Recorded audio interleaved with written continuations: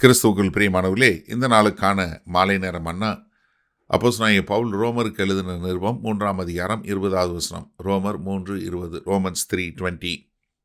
இப்படி இருக்க, பாவத்தை அறிகிற அறிவு நியாயப்பிரமாணத்தினால் வருகிறபடியால் எந்த மனுஷனும் நியாயப்பிரமாணத்தின் கிரியைகளினாலே தேவனுக்கு முன்பாக நீதிமானாக்கப்படுவதில்லை.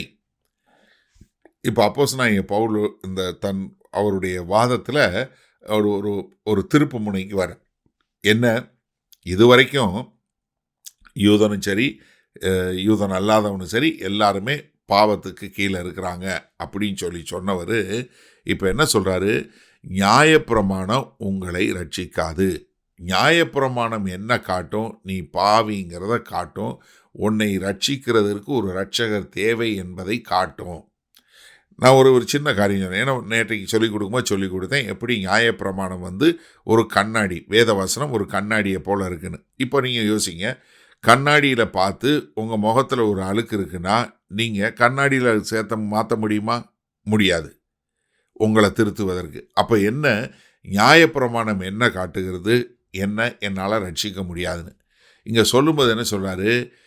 எந்த மனுஷனோ நியாயப்பிரமாணத்தினுடைய கிரியையினால், அப்போ என்ன, எந்த ஒரு மனுஷனுடைய முயற்சியாக இருக்கட்டும், இல்லை அவனுடைய கீழ்ப்படிதலாக இருக்கட்டும், அவனுக்கு தேவன் முன்பாக நிற்பதற்கு தகுதியில் உள்ளவன் என்பதை கொண்டு போய் கொடுக்கவே கொடுக்காது.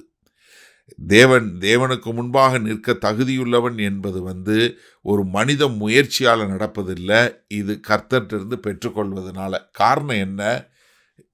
நியாயப்பிரமாணத்தின் கிரியையினால. ஏன்னா ஒரு மனுஷன் கிரியை செய்வதன் மூலமாக, இல்லை அவன் இந்த ரிச்சுவல்ஸ் என்று சொல்லக்கூடிய சடங்காச்சார சம்பிரதாயங்கள் செய்வதனால ஒரு மனுஷன் ரட்சிக்கப்படவே முடியாது. அப்போ என்ன, இந்த நியாயப்பிரமாணம் என்ன காட்டுகிறது?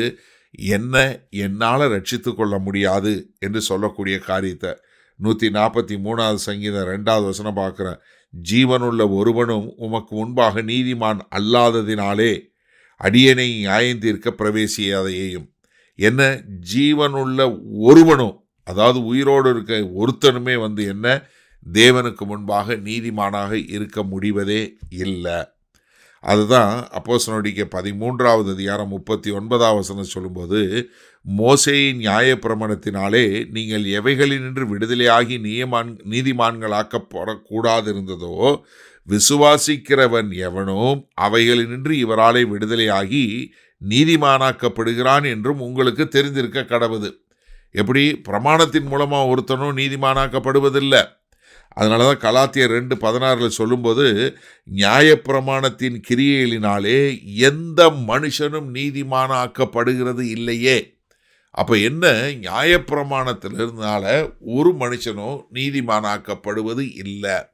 ஆனால் பாவத்தை அறிகிற அறிவு இதில் வருது, நியாயப்பிரமாணத்தின் முன்பாக வருகிறது. சரி, இந்த நாளில் இந்த வசனத்தை நம்ம எப்படி எடுத்துக்கொள்வது? அப்போ ஒரு உண்மையான தேவனுடைய நியாயப்பிரமாணம் கொடுக்கப்பட்டதுக்கான உண்மையான நோக்கம் என்ன? நம்ம பாவி என்று காட்டுவதற்கு, நம்மளால் ரட்சிக்க முடியாது என்று காட்டுவதற்கு, நம்மை ரட்சிப்பதற்கு ஒரு இரட்சகர் வேண்டும். இதுதாங்க, வேற எந்த ஒரு காரியமும் கிடையாது. அப்போ என்ன, நம்ம எல்லாருமே, ஏன்னா அதனால தான் சொல்கிறார், ஒரு மனுஷனும் எந்த மனுஷனும் கிரியையினால் ரட்சிக்கப்படவே முடியாது. அப்போ என்ன, நம்ம எல்லாருக்குமே தேவனுடைய அந்த சுவிசேஷத்தினுடைய சமாதானம் எப்படி வருகிறது? விசுவாசத்தினால தான் வருகிறது. அப்போ என்ன, ரொம்ப அழகாக இங்கே அப்போஸ்தலனாகிய பவுல் நமக்கு என்ன சொல்லி கொடுக்க போகிறார்? நீ வருகிற நாட்களில் நம்ம எப்படி நீதிமானாக்கப்படுகிறோம்? விசுவாசத்தினால தான், நியாயப்பிரமாணத்தினால அல்ல. அப்போ எனக்கு அருமையானவர், நம்ம எல்லாம் தெரிஞ்சுக்கொள்ளணும், இந்த நியாயப்பிரமாணம் என்ன காட்டுகிறது? நீ குற்றவாளி அப்படிங்கிறத ஒரு கண்ணாடியை கொண்டு நம்ம காட்டுது. ஆனால் என்ன பண்ண முடியாது? நம்மளால் அதை எடுக்க முடியாது, அந்த குற்றத்தை இது பண்ண முடியாது. ஆனால் கர்த்தருடைய கிருபை என்ன பண்ணோம்? நம்மகிட்ட இருக்க அழுக்க சுத்தம் பண்ணி, எந்த நியாயப்பிரமாணம் நம்மகிட்ட என்ன அழுக்கு இருக்குன்னு சொல்லுதோ அதை அவருடைய கிருபை நம்மளை அப்படியே அழகாக சுத்தம் பண்ணும். இப்போ நீங்கள் ஒரு நிமிஷம் உங்களை நீங்களே யோசிச்சு பாருங்கள். நீங்கள் கர்த்தருடைய கர்த்தருக்கு நான் எப்படியாவது ஒரு நல்லவனாக இருக்கணும்னு பார்க்குறீங்களா, இல்லை அவருடைய கிருபையில் நிலை நிற்கக்கூடிய மக்களாக இருக்கிறீங்களா? ஒரு சிலர் நியாயப்பிரமாணத்தை என்ன பார்க்குறாங்க, ஒரு பாரமாக பார்க்குறாங்க. ஆனால் நீங்கள் இந்த நியாயப்பிரமாணம் என்னை கர்த்தர்கிட்ட கொண்டு போய் சேர்க்கக்கூடிய ஒரு ஆசிரியர், அதான் ஒரு உபாத்தியர் என்று சொல்லக்கூடிய ஒரு காரியத்தை பார்க்குறோமா? எப்படி பார்க்குறீங்க? நியாயப்பிரமாணம் நீங்கள் குற்றவாளின்னு சொல்லும்போது, கிருபை நீ நீதிமான் என்று சொல்லுகிறதே. வல்லபிதாவே, அருமையான நல்ல நாளுக்காய் நன்றி.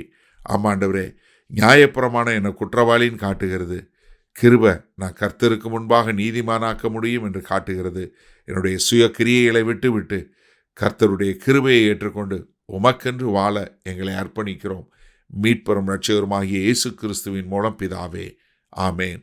கர்த்தர் உங்களை ஆசீர்வதிப்பாராக. நாம் நாளை காலை தினசரி தியானத்தில் சந்திப்போம். அதுவரை குட் நைட்.